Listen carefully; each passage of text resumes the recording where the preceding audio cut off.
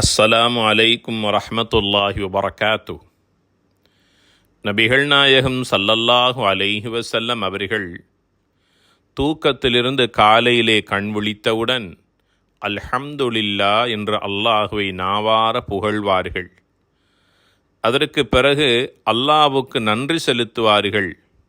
அல்ஹம்துலில்லாஹில்லதி ரத்த அலைய ரூஹி, எனக்கு மீண்டும் உயிரை ரூஹை தந்து காலையிலே கண்விழிக்கச் செய்த இறைவா உனக்கே புகழ் அனைத்தும் என்று தூக்கத்திலிருந்து கண்விழித்தவுடன் அல்லாஹை புகழ்ந்து, வஆஃபானி ஃபீ ஜஸதி, என் உடலில் நல்ல ஆரோக்கியத்தையும் எனக்கு தந்து இன்றைய நாளும் வாழ்வதற்கு எனக்கு சந்தர்ப்பத்தையும் உயிரையும் மீட்டி தந்த இறைவா உனக்கே புகழ் அனைத்தும்.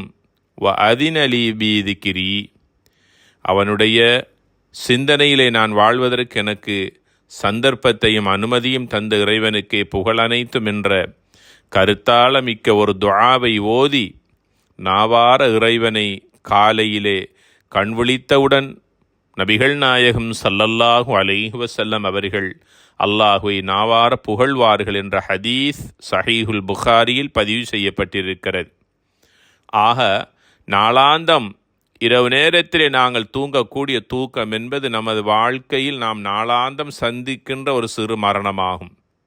அந்த சிறு மரணமே பல பேருக்கு நிரந்தர மரணமாகவும் நிரந்தர தூக்கமாகவும் ஆகிவிட்ட காலத்தில் அல்லாஹு தஆலா காலை நேரத்திலே கண்விழிக்கச் செய்கின்றான் என்றால் அன்றைய நாளிலே வாழ்வதற்கான சந்தர்ப்பத்தை அல்லாஹ் நமக்கு தந்திருக்கிறான்.